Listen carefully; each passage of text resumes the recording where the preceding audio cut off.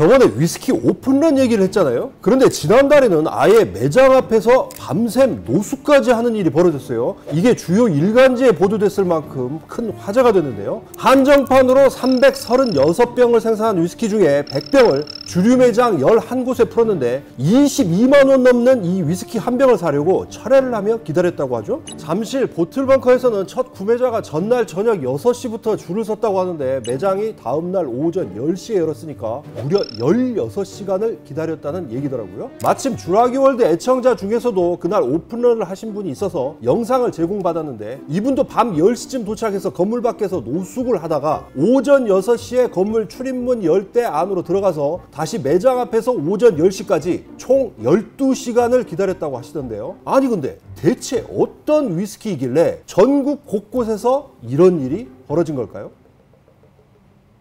술이 있어 즐거운 세상 주라기월드. 오늘은 최근에 큰 화제를 일으킨 한 남자의 꿈과 열정 그리고 집념이 담긴 위스키죠. 한국인 최초의 마스터 디스틸러라는 평가까지 받고 있는 김창수 씨가 자기 이름을 걸고 만드는 김창수 위스키를 다루려고 하는데요. 잠시 뒤에 김창수 씨가 직접 출연해서 저랑 위스키도 한잔 하면서 얘기 나눌 거니까요. 조금만 기다려 주시기 바랍니다.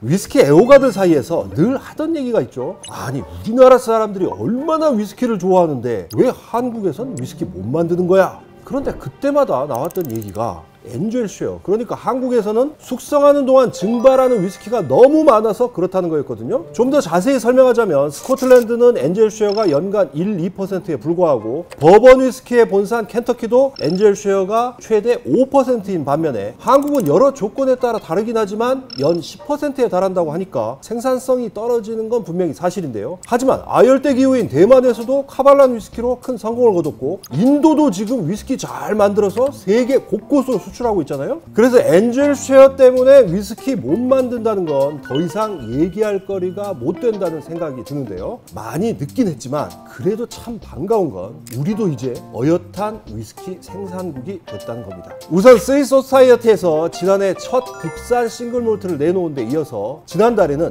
김창수 위스키 증류소에서 첫 제품을 선보였는데요. 특히 김창수 씨는 국산 위스키를 만들기 위해 거의 맨손으로 출발해서 10년 동안 꾸준히 노력을 해왔기 때문에 많은 위스키 애호가들이 격려와 응원을 보내고 있는 것 같아요. 자, 그럼 이 PD 약간 좀 뜬금없는 질문이긴 한데 자기랑 이름이 똑같은 그 동명이인 있잖아요. 동명이인 누가 있나 한번 찾아본 적 있어요? 저는 검색하면 남자 연예인만 나와요. 남자 연예인? 아, 그분? 내가 누군지 알겠다. 금산에서 16대째 인삼주를 제조하고 있는 전통주 명인이 한 분 계신데 이분이 식품명인 2호인 김창수 장인이에요. 희한하게도 위스키 만드는 김창수 씨와 이름이 똑같죠? 실제로 김창수 씨가 처음 술에 관심을 갖게 된 것도 자기랑 이름이 같은 김창수 장인 때문이었다고 하는데요. 그래서 처음에는 집에서 혼자 막걸리도 만들어보고 뭐 청주도 만들어보면서 전통주 공부를 했다고 해요. 그러다가 우연히 아일라 위스키인 라프로익 10년을 맛보게 됐는데 야, 위스키에서 어떻게 이런 맛이 나지 싶어서 깜짝 놀랐고 이때부터 위스키에 푹 빠지게 됐다고 하는데요.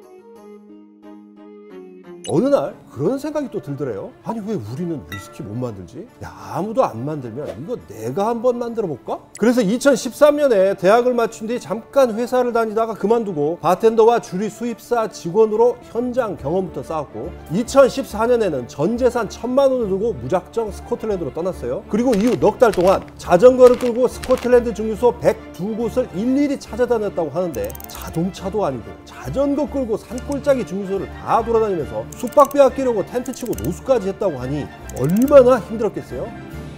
이런 고생 끝에 102군데 증류소 투어를 모두 마치고 글래스고에 있는 위스키 바에 갔는데 세상 살다 보면 뜻하지 않은 순간에 귀인이 나타난다고 하잖아요. 바로 그 바에 웬 동양인이 앉아있어서 말을 걸었더니 어라? 이 사람이 이치로 위스키로 유명한 일본의 크래프트 증류소 치치부의 직원이었던 거예요. 야, 어떻게 치치부 증류소 직원을 스코틀랜드에서 만날 수 있었는지 참 희한한데요. 아무튼 이런 인연으로 훗날 김창수 씨는 치치부 증류소에서 짧게나마 위스키 제조 공정을 배우는 연수 기회도 잡을 수 있었고요. 증류소 세우면서 조언도 들을 수 있었다고 하니까 인연이라는 게 참 신기하다 싶죠. 어쨌든 스코틀랜드에서 돌아온 뒤에도 김창수 씨는 해외 원서를 뒤져가며 연구를 하는 동시에 조그마한 증류기와 오크통을 구입해 이걸로 집에서 위스키를 만들어 보면서 실험을 이어갔는데요. 이렇게 한국산 위스키의 꿈을 안고 도전하는 청년 김창수의 이야기를 2015년 일본 NHK에서 취재해서 방송으로도 내보냈는데, 거기서 김창수 씨를 일본 위스키의 아버지 다케수루에 빗대서 한국의 맛상이라고 소개하기도 했습니다.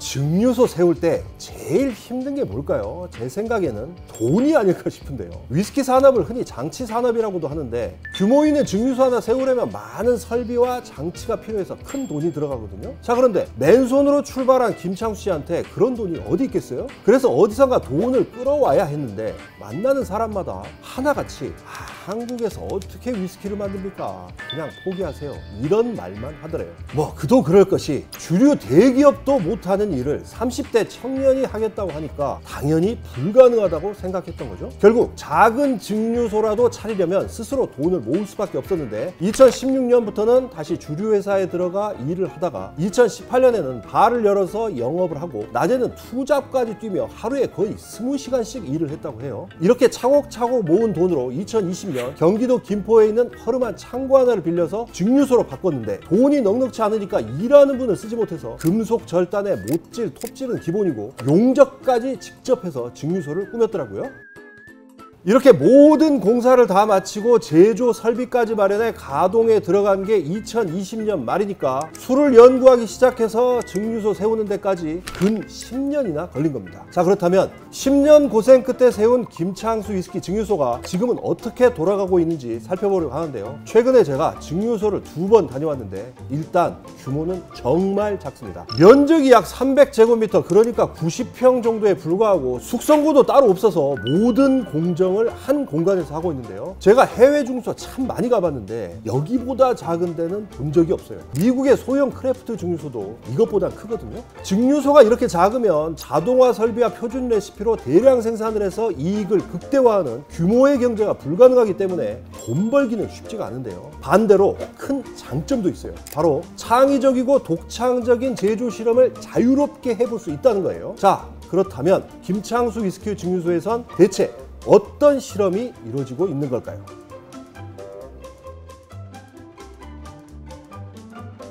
자, 이 PD, 식혜 좋아해요? 식혜? 네, 저도 더울 때 먹으면 식혜 뭘로 만들어요? 쌀 아니에요? 쌀이 떠 있으니까. 네, 식혜는 밥을 엿기름으로 삭혀서 만드는데, 이 엿기름이란 게 보리를 싹 튀어서 말린 메가, 즉 몰트를 말하거든요. 그러니까 식혜나 위스키나 모두 몰트로 만드는 건데요. 다만 식혜나 엿을 만들 때 쓰는 엿기름은 전분 함량이 낮아서 맥주나 몰트 위스키를 만들 때 쓰지는 않아요. 그런데 김창수 위스키 증류소에서는 식혜 만들 때 쓰는 국산 엿기름으로도 위스키를 만드는 실험을 진행하고 있어요. 결과가 어떻게 나올지 모르겠지만 식혜용 엿기름으로 위스키 만드는 건 우리나라가 아니면 그 어디서도 불가능한 거니까 상당히 재미있는 시도로 보이고요. 이것 말고도 우리 땅에서 자란 보리로 만든 국산 몰트로도 위스키를 만들고 있고요. 해외 몰트도 여러 가지 수입해서 쓰는데, 예를 들어서 흑맥주 만들 때 주로 쓰는 로스팅한 몰트로도 제조 실험을 하고 있더라고요. 아무튼 몰트를 갈아서 당화조에 넣고 뜨거운 물을 부어서 전분을 당분으로 바꾸면 달달한 당화즙이 나오는데, 이후 이 당화즙을 발효조로 옮겨서 발효를 할 때도 참 특이합니다. 스코틀랜드나 켄터키 증류소에 가보면 스테인리스 발효조만 쓰는 곳이 요즘엔 많고, 나무 발효조를 쓰는 곳에선 스테인리스를 아예 안 쓰고 나무만 쓰는 게 일반적이거든요. 근데 김창수 증류소에서는 스테인리스 2개와 나무 발효조 2개를 함께 쓰고 있어요. 왜 그러냐고 제가 물어봤더니 발효조 재질에 따라 어떤 차이가 나는지를 직접 실험해 보려고 한다는 건데요. 발효 시간도 스코틀랜드 증류소 대부분이 보통 이틀 아니면 사흘 안에 마치는데 여기는 나흘 이상 길게 발효하는 게 눈에 띄더라고요. 아 근데 혹시 위스키 증류소에서 발효를 마친 발효액 맛본 적 있으세요? 이거 스코틀랜드에서는 워시라고 하고 미국에선 디스틸러스 비어라고 하는데요. 해외 증류소 다녀보면 이 발효액이 비릿하기만 하고 진짜 맛이 없거든요. 근데 이번에 가서 맛본 김창수 증류소 발효액은 무슨 뭐 벨기에 람빅이나 괴주 맥주처럼 그런 맛이 나더라고요. 산도는 높은데 상당히 프루티해서 한 잔 제가 다 마셔버렸거든요. 아무튼 발효까지 마친 뒤에는 구리로 된 단식 증류기에서 1, 2차 증류를 하는데 짐작하셨겠지만 증류기도 매우 작습니다. 1차 증류기인 워시스틸이 800L, 2차 증류기 스피릿스틸이 500L짜리를 쓰는데요.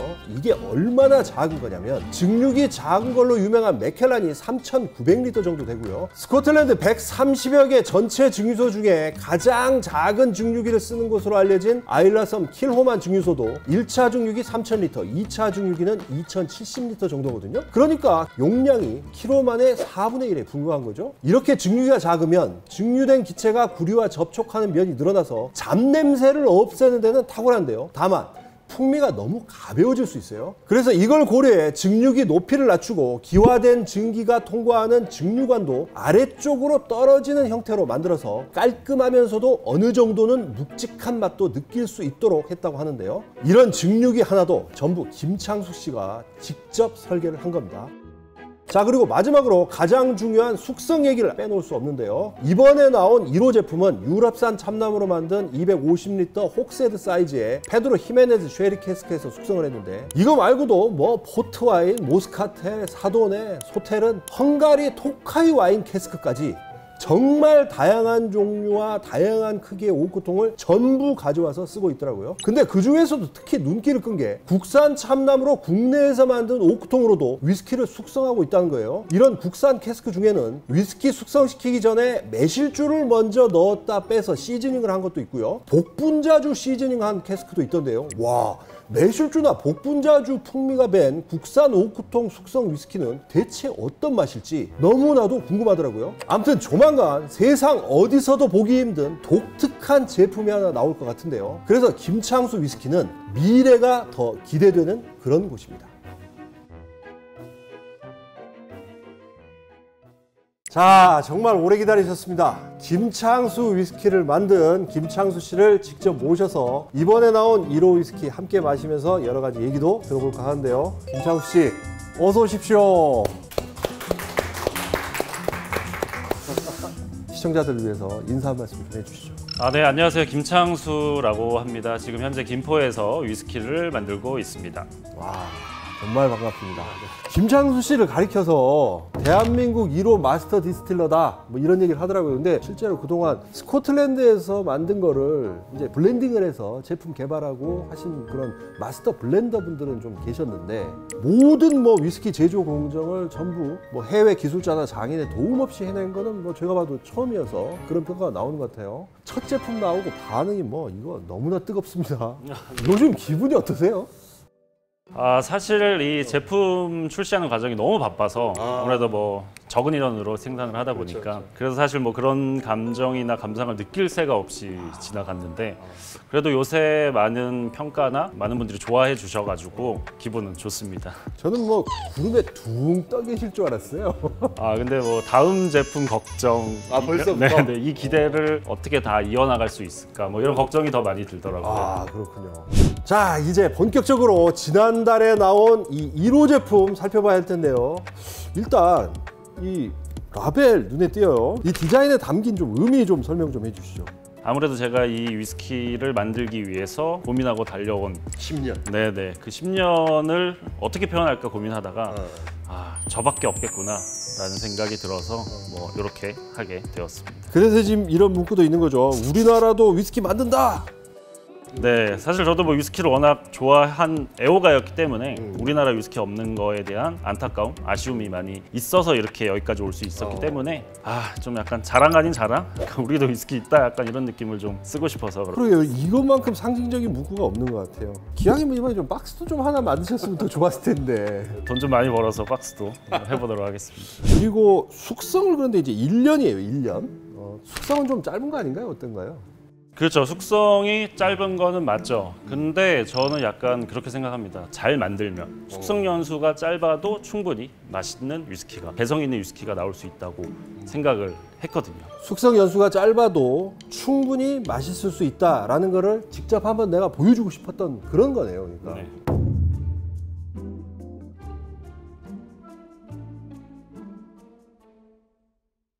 자, 그럼 백문이 불여일견 일단 한번 맛보고 또 얘기해 볼게요. 이야.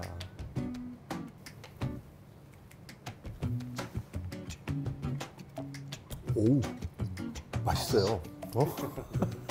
일단 그런 생각이 드네. 저는 이거 짐 머레이나 데이비 브룸이라도 이거 블라인드 테스팅하면 요거 1년짜리라고 생각 안 합니다. 이거. 감사합니다. 이 만들 때 어떤 데다가 좀 주안점을 두셨어요? 저숙성에서 좀 맛있는 맛을 내기 위해서 스피릿이 중요하거든요. 그렇죠. 위스키는 어떻게 보면은 오크통 숙성과 그 전에 원주를 만든 스피릿을 만드는 과정이 두 가지라고 크게 볼 수 있는데, 아까 말씀하신 것처럼 그 워시를 마셨을 때도 맛있다고 하셨는데, 네네. 그 발효액도 맛있게 만들어서 이제 스피릿까지도 그 맛있는 맛이 전해질 수 있게 스피릿을 맛있게 만드는데 최대 포인트를 두고 만들었습니다.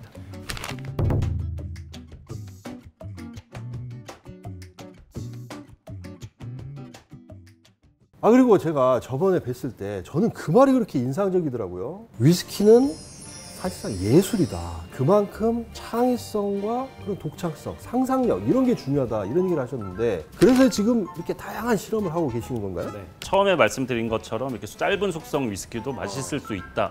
이런 기존의 고정관념을 좀 깨려고 노력을 많이 하고 있고요. 그래서 이 정해진 틀 안에서 틀을 좀 깨면서 또 새로운 장르의 어떤 위스키를 좀 만들고 싶은 그런 생각을 좀 하고 있습니다. 그게 어쩌면 소형 증류소이기 때문에 갖고 있는 최대의 장점이 아닌가 그런 생각이 들어요. 대형 증류소들은 그게 힘들잖아요. 맞습니다. 표준화되어 있으니까. 그리고 제가 저번에 그 말씀 저한테 해주셨잖아요. 내가 마셔서 맛없는 거는 출시 안 하겠다. 이거 약간 야심찬 얘기인데 앞으로의 계획, 포부 어떤 거 갖고 계십니까? 사실 이 처음 나온 위스키보다 앞으로 나올 어디에도 없는 위스키들이 좀 많이 준비가 되어 있거든요. 벌써? 그렇기 때문에, 네. 그래서 이야. 전 여러분들한테 뭐 다른 기성품 위스키보다 뭐 저렴하고 뭐 품질 좋은 위스키는 드릴 수 없지만, 여러분들이 이제 위스키를 좀 다양하게 마셔보고 이 마셔보는 재미, 어떤 호기심, 여러분들도 이제 기존에 있는 위스키의 그 틀에서 벗어나서 새로운 좀 시각을 좀 갖고 즐길 수 있는 그런 위스키들을 좀 많이 만들고 싶습니다. 이야, 정말 기대됩니다. 그 2호, 3호가 저는 더 기대가 됩니다. 자, 술이 있어 즐거운 세상 주라기 월드. 오늘은 한국 위스키 역사에서 큰 발걸음으로 기억될 김창수 위스키의 세계를 탐험했는데요. 김창수 씨가 유튜브 채널 운영하고 있는 거 다들 아시죠? 저도 구독해서 보고 있는데요. 증류소 운영해보지 않으면 도저히 알기 힘든 그런 정보들도 많이 있으니까 한번 보시면 좋을 것 같아요. 자, 김창수 씨, 네. 주라기 월드 엔딩 어떻게 하는지 다 아시죠? 네, 기대하고 있습니다. 한번 오늘 시원하게 한번 마셔보겠습니다. 원래는 김창수 위스키로 하이볼 한번 만들어 볼까 제가 생각도 했는데, 이게 지금 요즘 너무 귀하잖아요. 그래서 그러면 안 될 것 같고, 김창수 씨를 위스키의 세계로 이끌게 한 라프로이그로 만든 하이볼 원샷 하면서 인사드리겠습니다. 이야, 자, 김창수 위스키 주라기 월드! 자.